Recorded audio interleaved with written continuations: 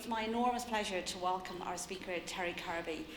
Terry's a senior lecturer in journalism at Goldsmiths, University of London, but prior to joining Goldsmiths in 2008, he worked for more than 4 decades as a journalist in the West Midlands, during which time he won multiple awards for his crime reporting. And in 1986, he became a founding member of staff for The Independent, where he worked for more than 20 years in a number of roles, including crime correspondent, night editor, that sounds very glamorous, and chief reporter. Since 2007, he's worked as a freelance journalist and journalist educator. As a crime journalist, he worked extensively on important terrorism and criminal trials, urban disturbances, IRA bombing campaigns, and major criminal stories, including the 1987 Hungerford massacre and the 1988 Lockerbie disaster. He led the Independent's disclosures of miscarriages of justice associated with the West Midlands Police Serious Crime Squad, and has a long-standing interest in the criminal justice system, the law and relationships between the police and the public. He's also got a strong interest in wine and food. I think you'd need to after all of the crime stuff, and has written, among other subjects, about, this is my favourite bit, about cheese making, English sparkling wine, the port trade, the history of Cornish pasties. I mean, why would you not want to? And pet food, the pet food industry. He wrote a regular wine column for The Independent on Sunday from 2011 to 2016, and from 2016 until 2023 for The Independent. His latest book that we're here to talk about, and it's an absolute thumper, is The Newsmongers, A History of Tabloid Journalism, which he's going to talk about for about half an hour-ish, and then we will, there will be lots of questions, because this is such a compelling subject that spans many, many centuries. Terry, the floor is yours. Thank you.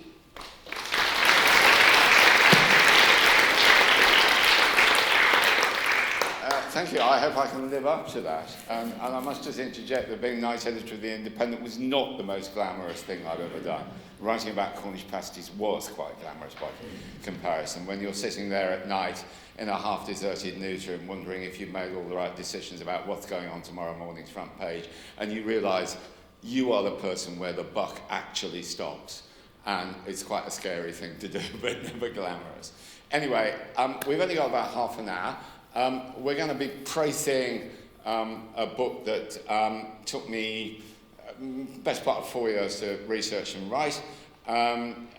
Brevity is both the soul of wit and the style of tabloid newspapers, so I'm going to be quite brief and run through a lot of things very quickly, and then we can explore some of them in the questions afterwards. So here is, for your benefit, if I can manage the technology, a brief history of Planet Tabloid, which we all, I'm afraid, live on.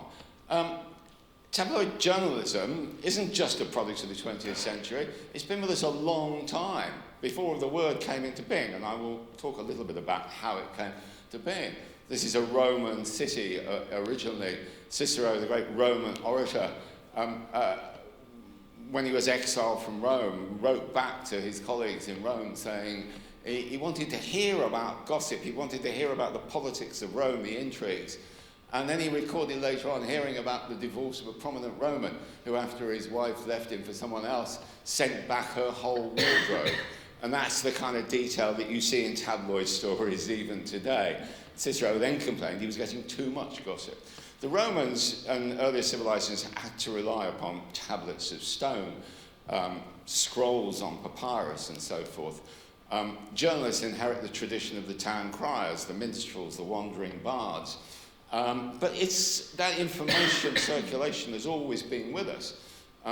You could argue that the Bayeux Tapestry, which told the story of the Norman conquest of what was then, of what England became, was arguably the first cartoon strip or graphic novel. People had that thirst for information around us. But, you know, the Bayeux Tapestry tells a political story, a story of war and conflict. But there was always a market for more colourful material, as Cicero learned, aimed at a different audience. These were some of the early newspapers in the 17th century. How newspapers came into being was obviously a combination of greater literacy, of the invention of the printing press, how printing came to the UK, and the first printing presses were were set up by a guy called the gloriously named Wynkyn de Worde on the edge of St Paul's, and that's where Fleet Street became the centre of the printing industry. These were some of the early kind of news books or news sheets which concerned themselves entirely with the business of war, foreign policy, foreign events. They were censored, they were heavily restricted, particularly in Tudor times. There were only certain places that could publish under a very official censorship. But underneath that, and sort of parallel to that, there was an appetite for stuff which the official censors weren't really worried about. They didn't really care too much if the sort of the semi-literate lower classes had stuff like this, which is 1624. This was one of the early news books that were aimed at a very different audience, printed by a guy called, you can just see it there, Nathaniel Butter, who was one of the early kind of printer proprietors based around St Paul's in London. And this is the story of the murder of the cruel and most horrible butchery of a Mr. Tratt, curate of Old Cleve, who was set upon on the highway, brought home, quartered and emboweled, his quarters and bowels being towards people. I can't. If anyone's good at Old English, then you can translate it or a bit more. But they went to the gallows repenting, it was said, and there was always a kind of moral to these stories. But there's a sort of graphic stuff there you wouldn't see in newspapers even today.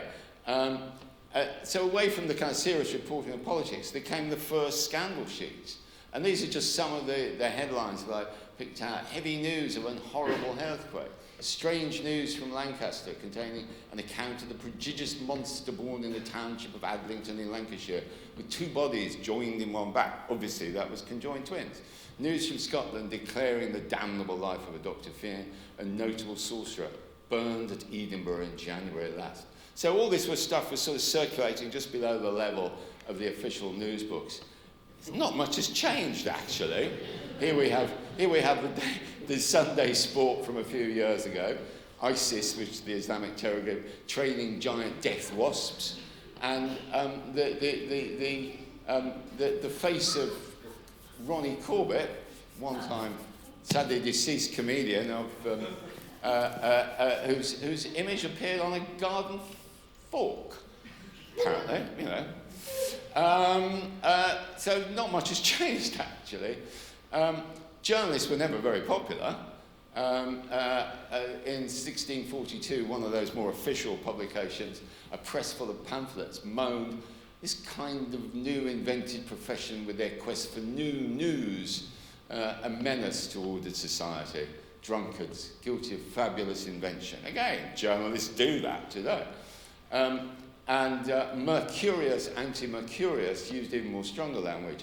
This filthy aviary, this moth-eating crew of newsmongers, every jack sprat that had a pen in his inkhorn is ready to gather up the excrements of the kingdom. Henry Fielding, the author of Tom Jones, would write, there's scarcely a syllable of truth in any of it. And even in 1730, by 1730, we're getting a sort of explosion of publications. Censorship has been lifted, printing technology has developed. We're getting the rise of the Georgian gossip columns. Georgian society was exploding everywhere.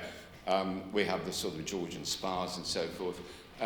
And Eustace Budgell, one of the Spectator, which was one of these sort of serious literary journals, talked about the robberies, bloody murders, accounts, blah, blah, blah, blah, blah, blah, blah, and clergy, and of the days when some of the royal family go to the playhouse or take the air.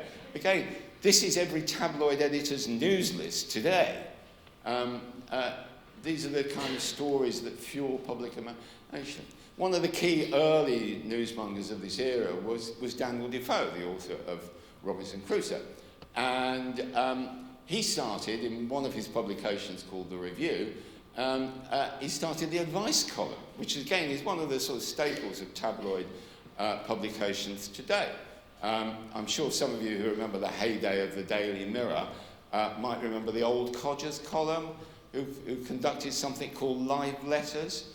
We had advice columnists in people like Marjorie Proops and the late Claire Rayner. And there are still great writers like Virginia Ironside who did advice columns in a number of newspapers. So these date from this kind of era when Defoe set up something called the Advice from the Scandalous Club, where he dispensed advice on morals and manners in a style missing rectitude with ribaldry. And he used to avoid names. So one of the entries in the review said, "A poor whore made a sad complaint at the club this week and demanded justice against a certain eminent citizen who has exacted her performance and cheated her of her wages." So this was kind of currency in the serious journals. So moving on rapidly, as we have to. The 19th century saw the rise of the great moguls, the great newspaper barons. And we sort of switch over to the Atlantic here, over the Atlantic to New York, where we have, on the left, Joseph Pulitzer, a Hungarian immigrant, came from a relatively poor background, came over to America to find his fortune. He worked on provincial newspapers. He made some money on provincial newspapers in America and eventually bought the New York World. And the great rivalry was between him and a guy called William Randolph Hearst, who was a completely opposite character, who came from a very wealthy West Coast family that founded a newspaper purely to promote their own political concerns. And he kind of rose there through the family ranks and took over the Morning Journal, which was a rather decaying New York newspaper. And he then indulged in a great rivalry with Pulitzer. So they had three battles. These were known as the Yellow Journalism Wars, and I'll come to why it was called Yellow Journalism in a moment. And we had the rise of women journalists, the first serious women journalists. On the left, we have Nellie Bly, and on the right, we have Winifred Sweet. Nellie Bly made her name by writing about the conditions in New York hospitals. She feigned illness to get admission to a New York hospital, hence the name Stunt Girls. And Nellie Bly's greatest achievement was to replicate Jules Verne's 80 Days Around the World, which everybody said you actually couldn't do it, and she was funded by Pulitzer to actually do it. And she went off on her own with a sort of suitcase, and that was about it, and did it, and she did it, and she beat it. She did it in less than 80 days. Pulitzer did actually hire a train to take her from the west coast of California to New York, which was a bit of a cheat, but she did it, and she was one of those pioneering journalists, women journalists, one of the first ones. Winifred Sweet was hired as a sob sister by Hearst, and she would go and write court stories, but she also did some stunts as well. Again, she also feigned mental illness to gain admission to an asylum and wrote about it. So this I think is a great kind of really unwritten story, and I'd really like to see a book about this, because they've never really been given the full credit, these women. They were incredible characters. This was her appearance on the front of the New York World. She's broken it. Notice that they don't have photographs of that at that point. This was in about 1890. And this was a tumultuous time in New York. Obviously, the city was growing. There were gangs that you know about the stories of gangs in New York, I'm sure. It was a rumbustious city, immigrants from all over the world coming there, huge explosion of kind of commerce and so forth there. So that was nearly one. So battle two, and this is where we get the phrase yellow journalism from, was over a cartoon character. So what happened was that there was this very popular cartoon character called the Yellow Kid. And it was in a cartoon that was about the sort of Bowery slums of that point. And the reason why he's supposed to be sort of bald was because he had lice, so he shaved his hair. And he appeared in the world, and he was incredibly popular. And Hearst stole the cartoonist, gave him a lot of money and said, "You come and work for me." So he replicated it with another cartoon in one of Hearst's newspapers, but he hadn't replicated the image. He hadn't copyrighted the image. So, lo and behold, Pulitzer has another cartoonist to draw in the same cartoon with the yellow kid. So both newspapers had cartoons featuring the yellow kid, hence yellow journalism. Battle 3 was an actual war. Now, not even, I suspect, the most ardent historians amongst you will know about the 4-month-long war between Spain and the United States. And you do know? Oh, well done, because I didn't know anything about it. And it began because there was a ship it was all about Cuba. I won't bore you with all details. And it led to the expansion of American colonies in the Pacific and everywhere. But the feeling was at the time that it was largely hyped up by Pulitzer and Hearst, who were competing for public attention. It was because of a public pressure from both newspapers, but particularly the Herald. There was a famous quote from Hearst in this. Hearst is reported to say to a photographer, "You furnish the pictures, I'll furnish the war." Any of you have read Evening War's Scoop? Anybody?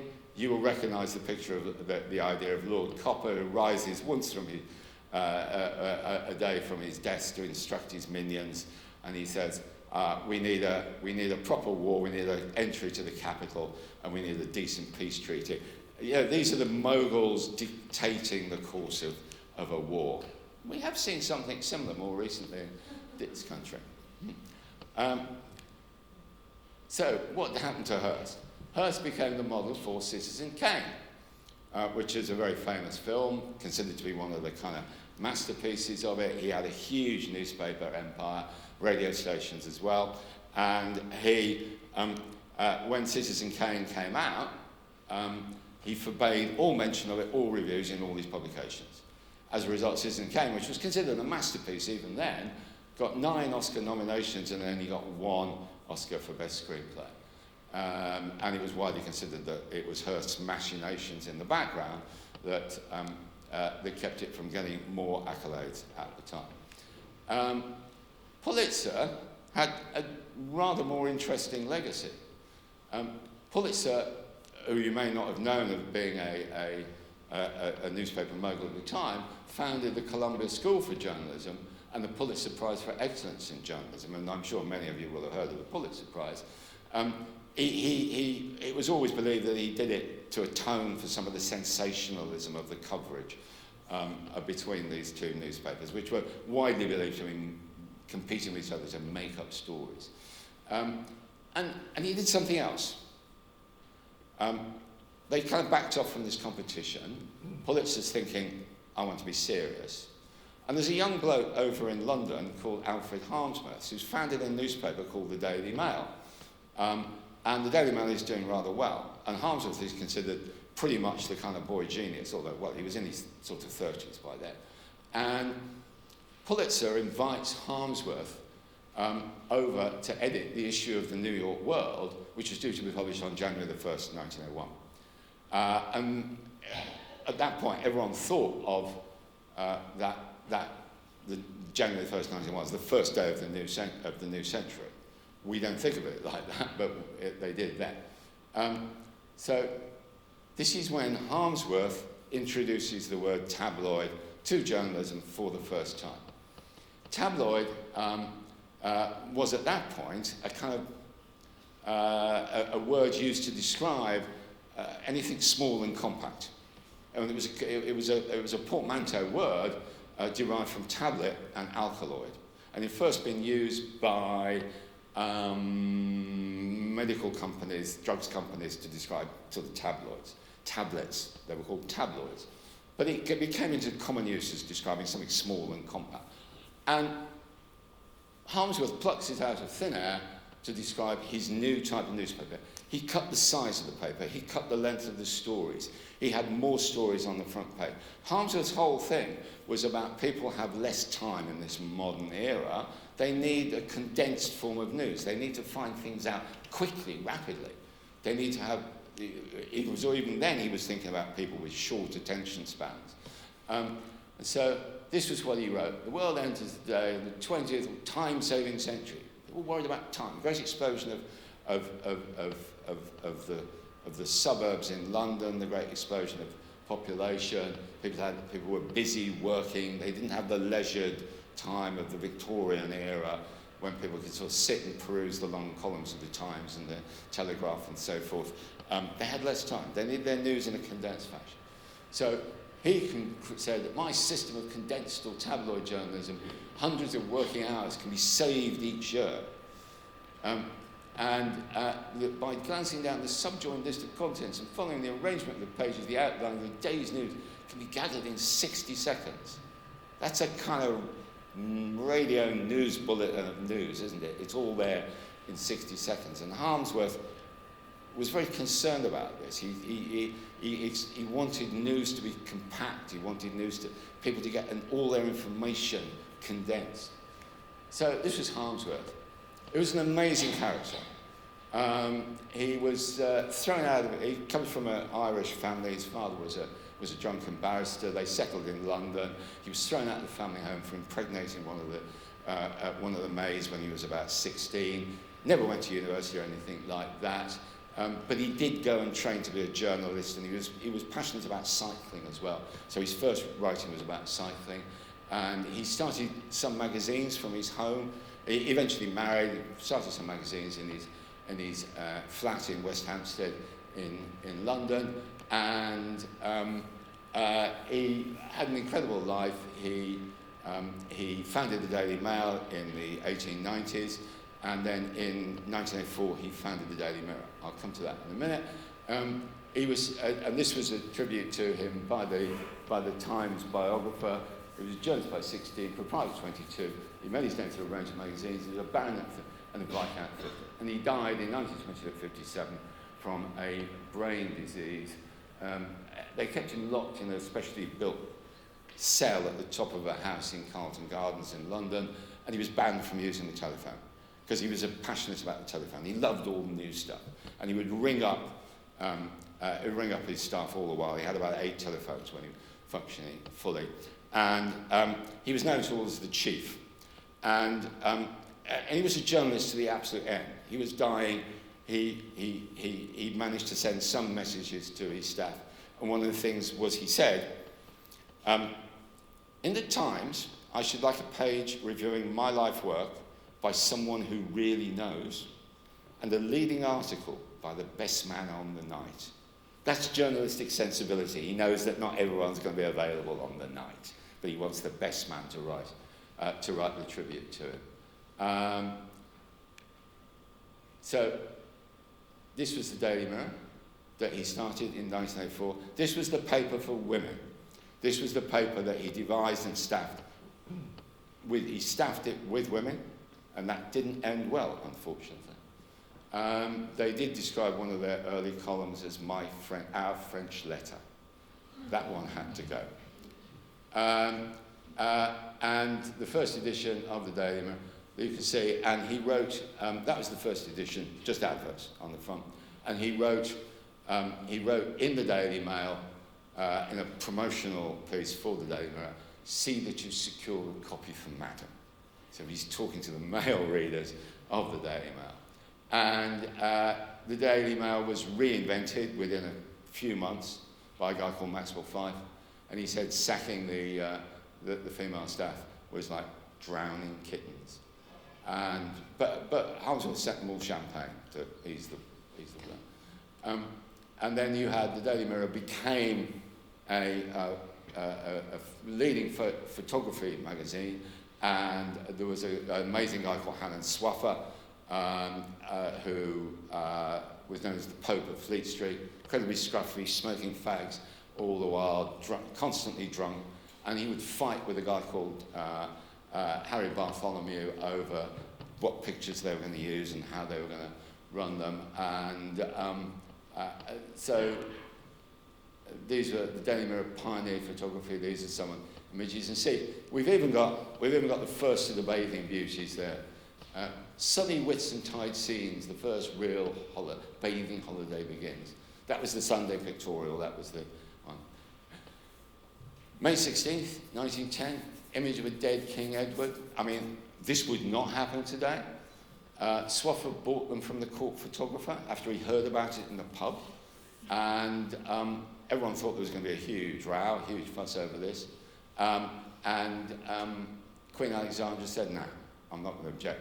Daily Mirror is my favourite newspaper.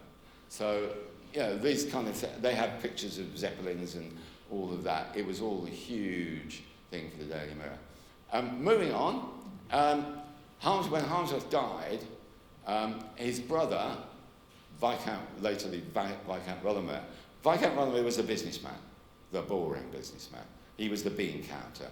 He was the guy who corralled Harmsworth's sort of extravagant creative genius and made the papers make money. And he was given then the reins of the Mail and the Daily Mirror, and he quite liked the fascists. And it's sort of significant of all the Harmsworths that they all went slightly mad towards the end of that one way or the other. He became obsessed with the rise of the black shirts in the 1930s, and he had later had meetings with Oswald Mosley and the leaders of the black shirts. And he had another friend as well. There you go. That was his other friend, Adolf Hitler. He went to see Adolf Hitler quite a few times, spent time with him in Berchtesgaden, and wrote very much favourable things about Adolf. The thing was that then there was always a bit of a debate about how much he was trying to do this, because he had aspirations to be a government minister, as they all did. Was he actually going to, report back to the British government on Hitler? And he did, to some degree. So it was always left a little bit ambiguous as to what his true intent was. But he certainly made it publicly that he liked Hitler, and he thought Hitler wasn't a bad chap, really. So, moving on, the war. The Daily Mirror, and it was by then had been reinvented. It was a powerful force in the land. It was it was later revealed that when if Hitler had invaded the UK, then the Daily Mirror executives would have been amongst those who would have been rounded up and presumably executed had Hitler been successfully invaded. During the war, there were kind of newsprint restrictions, so newspapers were much more restricted. And so then we had 1945, the big election, Labour gets in, the troops are returning home, it's all about the reinvention of the country, it's all about the creation of the welfare state, and the Mirror allies itself totally at this point with the Labour Party. There's this amazing image by a guy called Philip Zeck. He says, vote for them, don't waste it now, don't lose it. And it's an astonishing image. And Zeck was one of two brothers that worked for the Daily Mirror.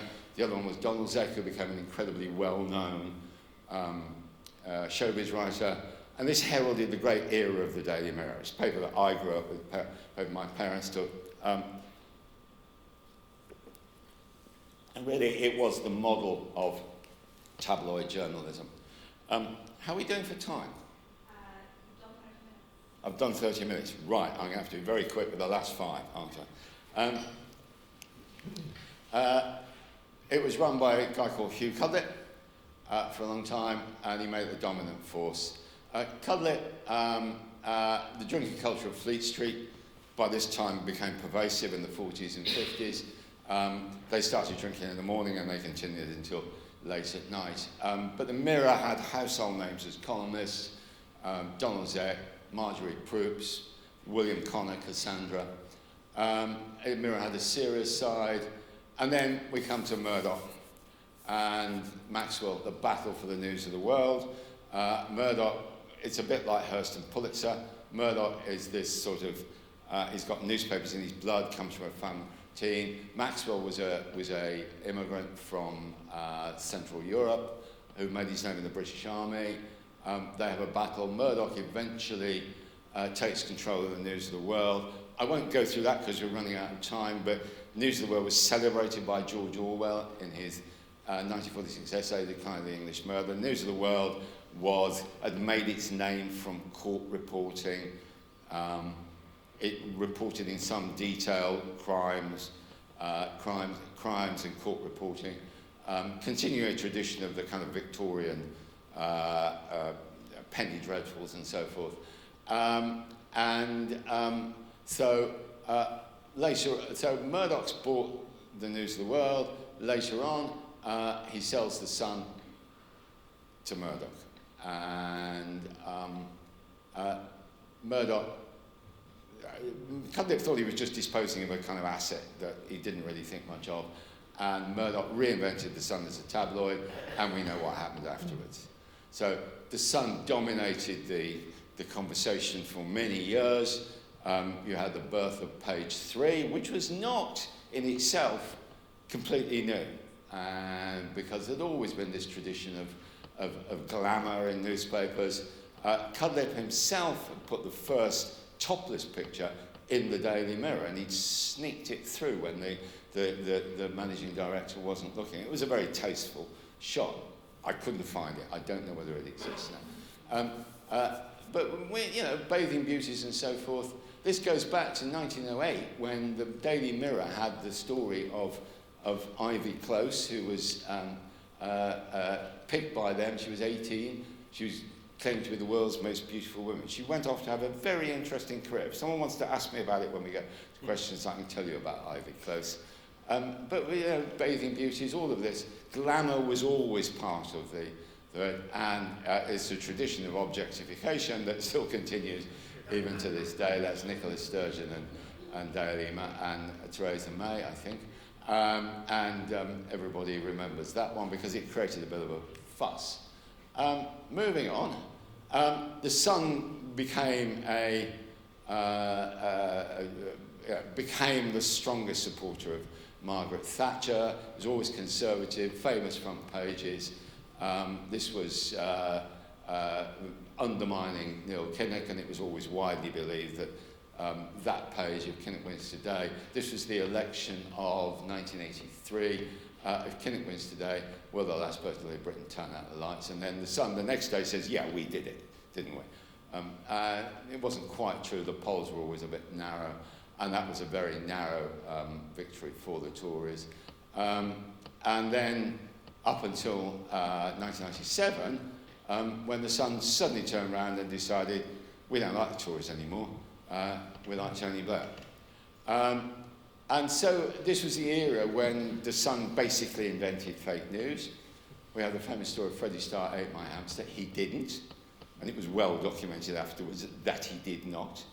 He might have pretended to do it, but the most the hamster got was a bit of butter on it, and very much survived. The Sun became rampant.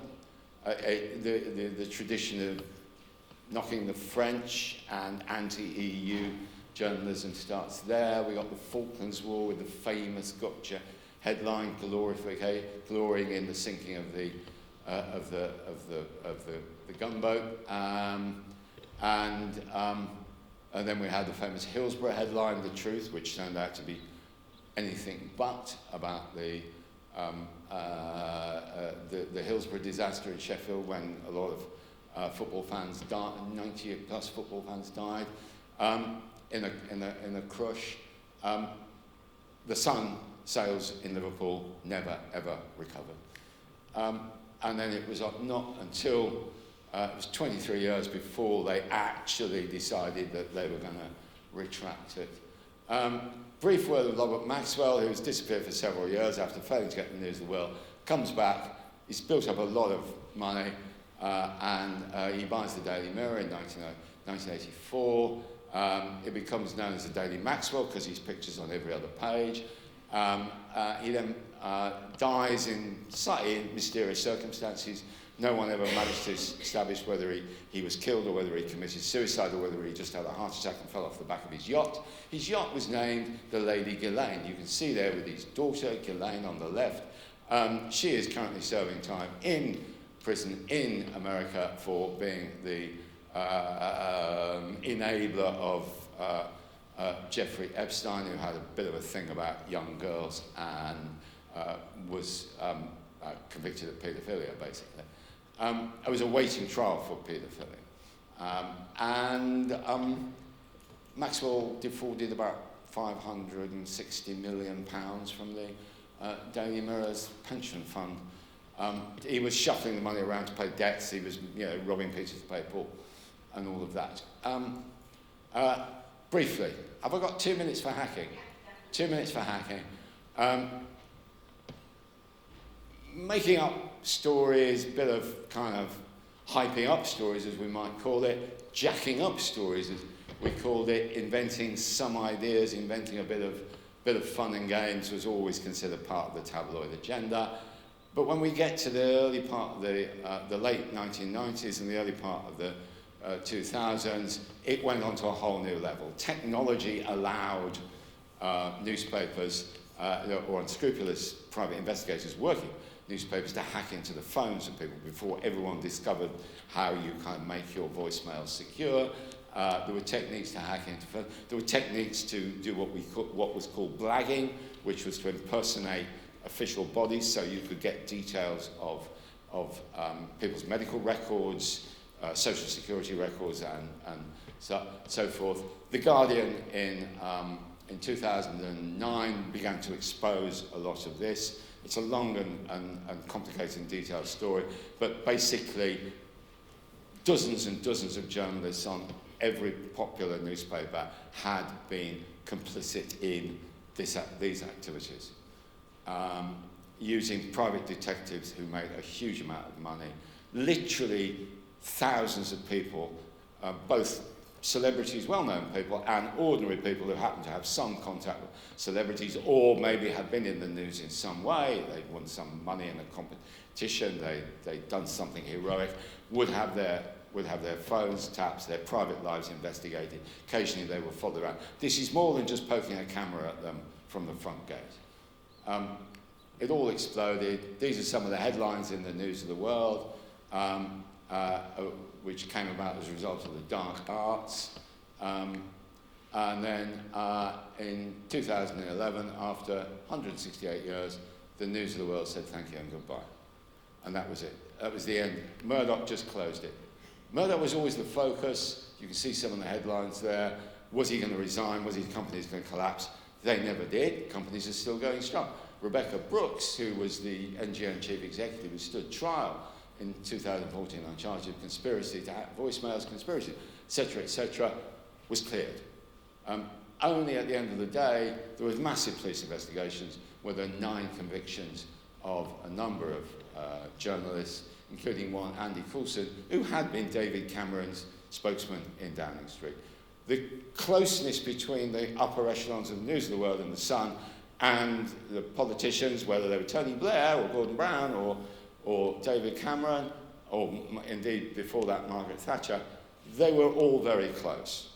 They were all, even the people like Rebecca Brooks, made it her business to get to know all the politicians. She wasn't particularly fussy about what political party they came from. It was mere opportunistic, so that they could enjoy power together.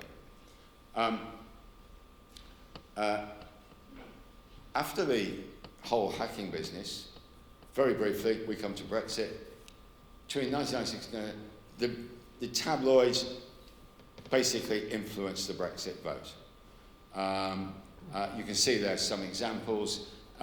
It wasn't an organised campaign. It was just the way they did it, because they were serving a certain type of nationalistic, xenophobic reader who sort of hated Europe even though they might go on holiday there. And also hated immigrants because they were foreigners, despite the long history of immigrants to this country, including York. The other thing that focused the tabloids after Brexit was obviously Meghan Markle, and there was an absolute obsession with her, which still exists today. And tabloid culture is now everywhere, wherever you look, and it's all based around celebrity culture. Strictly Come Dancing, Big Brother, Love Island, Towie, they all produce their own micro-celebrities. It's the old Andy Warhol idea of everyone's famous for 15 minutes. They might not even make 15 minutes these days. The Kardashian clan, who I'm sure all of you know about, they exist only through their online work. The rest of the media simply recycle them. I won't go through things because we run out of time, but as the Financial Times noted, paraphrasing Samuel Johnson's famous dictum about London, if you're tired of Mail Online, you're tired of Kim Kardashian's life, and most readers are not. Mail Online, otherwise known as the sidebar of shame, I'm sure, again, you're all familiar with it from the Daily Mail website, created a whole new lexicon, a whole new genre. And my partner over there, Angie, who is a serious student of literature, said, it's a bit Barbara Cartland, isn't it? But it's also part 1950s America, part sort of queasy prurience. Their whole, the stories in the Mail Online Cyber of Shame are PDAs. Who knows what a PDA is? No. Public display. It took me a while, I'll tell you. We have men, boyfriends are called beaus. Now, that was last in, I'm sure that Margaret What's-its book about Gone with the Wind. People go on date nights. I'm sorry, never done that. Young women are said to be flaunting their curves in front of the camera. And young children, particularly young girls, are all said to be all grown up. Churnalism becomes the norm. Social media creates just a vast pool of stuff for journalists to grab on. And just to finish off with Harry, who's been through a number of court cases, and that's still not over. He's won a lot of money from Mirror Group newspapers and from the Murdoch newspapers. And next year, his case against the Daily Mail continues. And I'm just going to finish with one quote, and I won't keep you anymore, because, it's sort of time for a drink, probably. One of Harry's final statement, which is the last bit in my book. Our country is judged globally by the state of our press and our government, both of which I believe are at rock bottom. Democracy fails when your press fails to scrutinise and hold the government accountable, and instead choose to get into bed with them so they can ensure the status quo. The fact that it was not just the journalists who were carrying out the unlawful activity, the hacking and so forth, but those in power who were turning a blind eye to it so as to ensure that it would continue unabated, and then who tried to cover it up when the game was up, is appalling. The fact they're all ganging up to protect each other is the most disturbing part of it all, especially as they're the mothership of online trolling. Trolls react and mobilise to stories they create. People have died as a result, and people will continue to kill themselves by suicide when they can't see another way out. He's referring there to the case of Caroline Flatt, the celebrity who killed herself. How much more blood will stain their typing fingers before someone can put a stop to this madness? That's it. Thank you very much. I hope that was interesting.